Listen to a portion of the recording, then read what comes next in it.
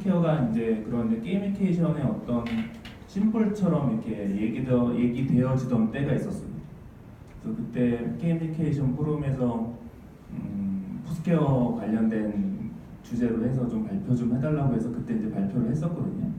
근데 그게 이제 2년이 돼서 교수님이랑 여러분들이랑 해서 게이미케이션 책도 이 계기로 해서 이제 같이 쓰게 됐는데요. 그때 이제 발표했던 자료들이에요. 벌써 한 4년 됐습니다. 사실 포스케어가 이 모바일 앱 서비스에서 차지하는 비중이 꽤 높다고 생각이 듭니다. 처음 얘가 나왔을 때는 그때 이제 이 서비스 기획하는 사람들 사이에서는 트위터 다음에 어떤 서비스가 나올 거냐라고 해서 뭐 이런 뭐 예측 저런 예측들을 많이 했었는데 그 와중에 이제 포스케어가 나온 거죠. 트위터가 제일 그 혁신적이었던 거는 실시간 검색이었거든요. 구글만 하더라도 한 하루 정도 이제 그 데이터 쌓인 걸 그 다음날 이제 알 수가 있었는데 트위터는 정말 실시간으로 그 현재 사람들의 생각들을 검색할 수 있었던 기술을 내놨기 때문에 물론 뭐 자기 어떤 SNS나 뭐 사람들 간의 뭐 친구 간의 소식 뭐 이런 것도 중요하겠지만 실시간이라는 그 키워드를 갖고 하는 혁신적으로 이제 서비스가 런칭됐는데 포스케어는 거기에 이제 위치를 추가를 하게 된 거죠. 그러니까 지금 뭘 하고 있는데 어디서 뭘 하고 있느냐에 대해서 되게 퍼블릭하게 서비스를 했던 서비스가 포스케어입니다. 포스케어 단순히 그런 위치 찍는 거 플러스 어떤 게임적인 요소들을 이제 도입을 했죠. 그래서 어떤 행위를 했을 때 배지를 주거나 해서 이제 보상을 받고 뭐 이런 것들이 있어요.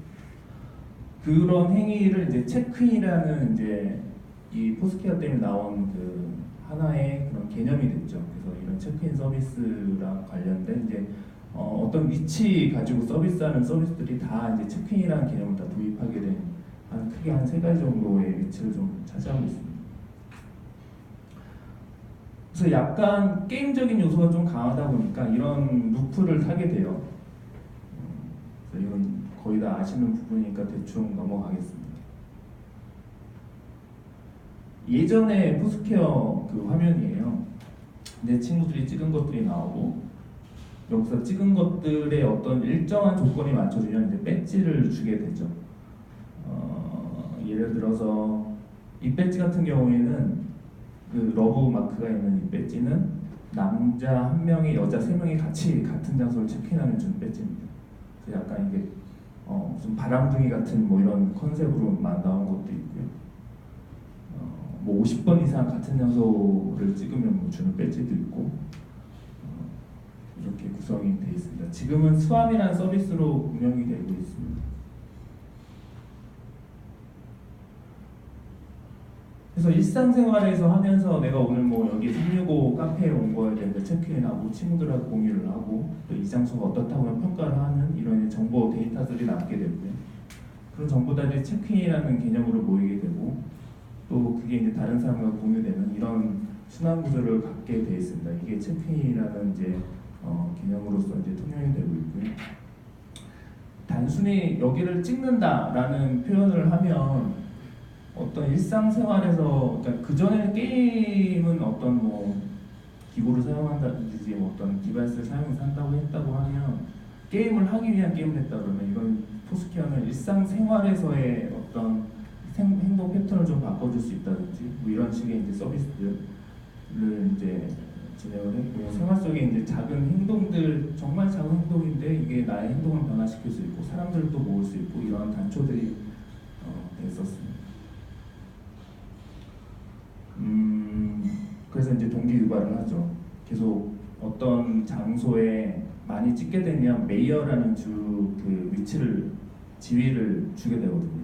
그러니까 그걸 하기 위해서 사람들한테 경쟁을 굉장히 많이 하던 적도 있었습니다.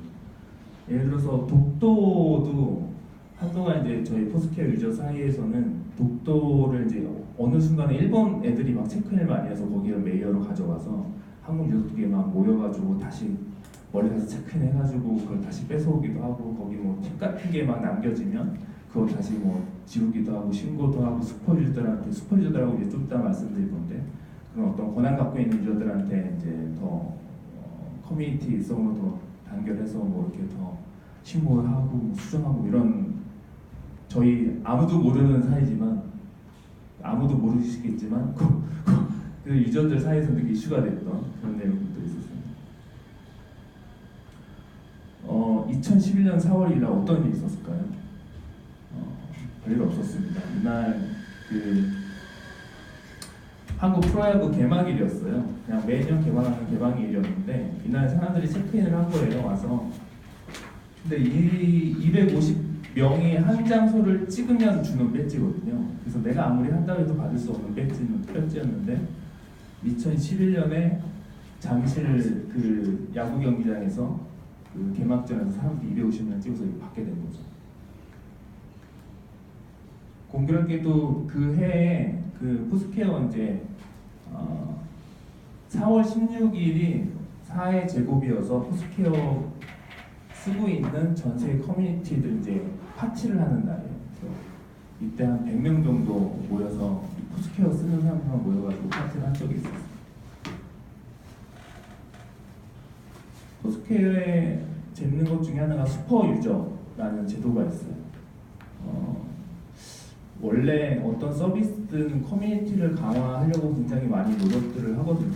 근데 포스케어는 어떤 장소를 수정할 수 있는 권한이라든지 또는 장소를 닫을 수 있다든지 또 어떤 그 장소의 정보를 업데이트해 준다든지 또 어떤 사람들이 이거 수정해서요 했을 때 그걸 수정할 수 있는 권한이라든지 이런 것들을 할 수 있는 커뮤니티 레벨의 그런 유저 중에 하나인데 좀 권한을 갖고 있는 유저죠.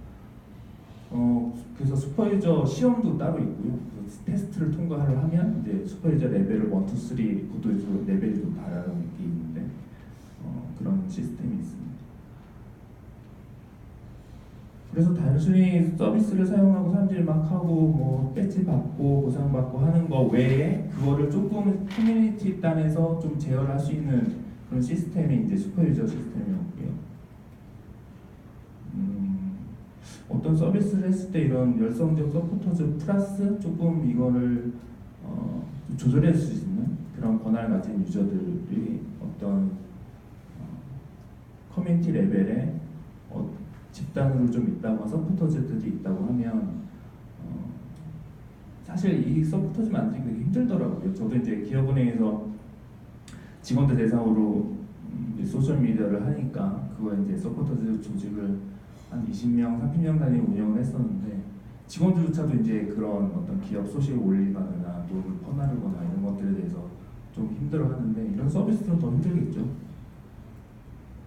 그래서 오늘은 주제는 푸드테크 안에 있는 조금 범위를 좀 광범위하게 잡았습니다. 좀 푸드테크 서비스들이나 어떤 관련된 그런 캠페인이나 이런 것들 안에서 좀 재미 요소 또는 이 부분들은 사실은 제가 몇 가지 뒤에 사례는 약간 토의도 하고 싶은 주제도 좀 갖고 왔거든요. 그래서 오늘 어떻게 분위기가 흘러갈지 모르겠지만 그런 내용들로 해서 진행하겠습니다. 알고 보면 푸드테크가 크게 멀리 있지 않더라고요. 그냥 뭐 이렇게 새우를 깔 수 있는 뭐 이런 도구들도 푸드테크 범주 안에 좀 들어가고요. 그래서 그렇게 크게 어렵거나 뭐 이런 개념은 아닙니다. 잠깐만 섰다 하시죠. 네. 음료 좀 뭐 가볍게 하시죠. 네, 알겠습니다. 여기 저도 하나 주세요. 또 안쪽에 본인들 시키신 것들을 하나씩.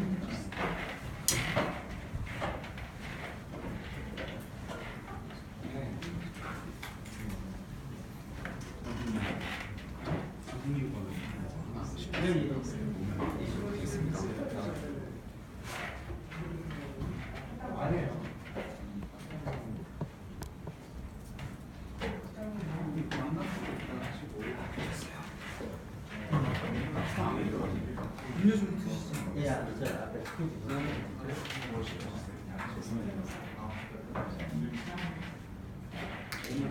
음료 혹시 못 받으신 분 아니시죠?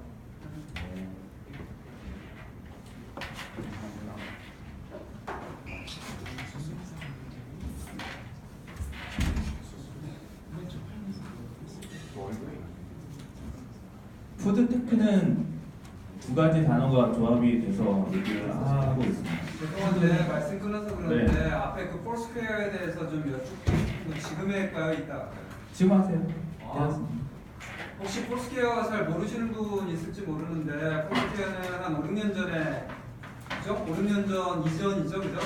한국에서 꽤 유명했던 그 위치 기반 그 게이미피케이션 앱이었는데 지금은 이제 페이스북 이런 데로 이제 다 통합도 되어 있고 한국에서도 여러 군데서 굉장히 트라이를 했었는데 재미를 못 봤어요. 지금 그쵸? 근데 이제 제가 궁금한 게 그렇다면 이 폴스퀘어 같은 애플리케이션이 다시 좀 이렇게 전성을 부과할 가능성은 없는 건지 이대로 그냥 사그라지고 마는 건지 그게 좀 굉장히 궁금하고 네. 또 하나가 폴스퀘어 같은 그 위치 기반 애플리케이션이 지금 AR과 만나서 생긴 게 저는 이제 그 포켓몬고라고 봤을 때 네. 둘 간의 상관관계도 있을 것 같은데 향후에 폴스퀘어의 미래 비전, 미래 버전이 될지 비전이 될지 어떻게 될지 좀 궁금해서요. 네. 어떻게 될까요?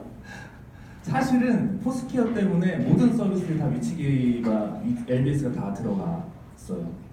그렇죠. 폴스퀘어가 퍼스트 무버로 움직여서 네, 네. 그래서 그냥 LBS 서비스야라고 했던 서비스들은 다 망하고 그냥 기존에 하던 서비스 중에 이런 거를 도입을 해서 다들 기본 기능처럼 다 들어가 버렸거든요. 그래서 이거 그러니까 LBS 서비스야라고 해서 하는 거는 앞으로 뭐 거의 나오지 않거나 없어지거나 그렇게 될 것 같아요. 예를 들면 지금 광고 서비스들이 그렇거든요. 예를 들면 지금 버스 광고들 있잖아요. 버스 타면 이제 디스플레이 디지털 사이즈 나오는 그런 광고들. 그 광고랑 그 광고를 보고 어느 뭐 강남역에 내렸을 때 바로 앞에 있는 약국에 같은 광고를 노출시킬 수 있거든요.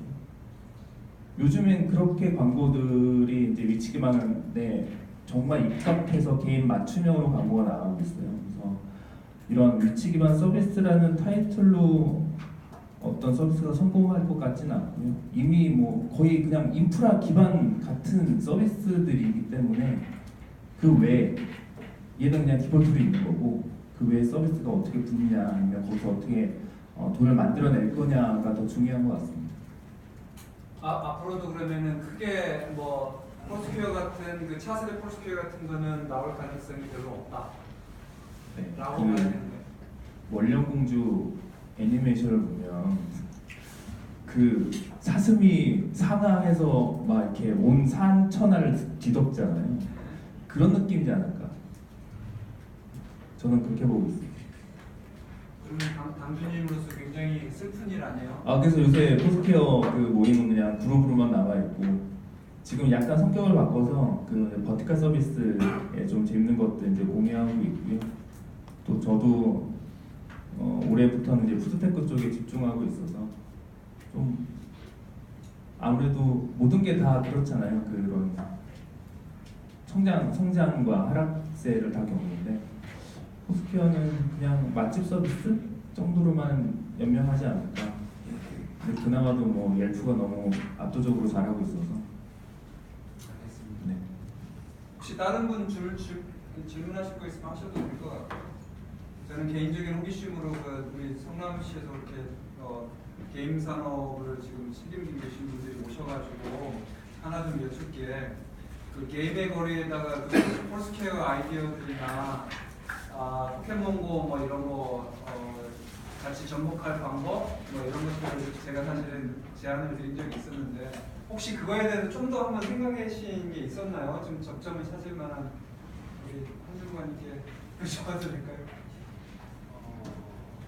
저는 이제 그 예전에 이런 그 앱을 많이 사용해봤던 것 같아요. 옛날에 파란이라는 네. 그 사이트에서 발자, 아이민? 발자국. 네, 아이민 뭐 발자국. 아이민. 그런 거 사용했거든요. 처음 거기 이제 사용하다가 이제 뭐 거기 사이트가 없어진 다음에 앱도 갑자기 어느 날 없어지고 그렇게 현실이 죽은 것 같아요. 사실은 그 필요한 모습들이 사람들 많이 쓰는 것도 좋지만 거기 상인의 그렇죠. 그 수요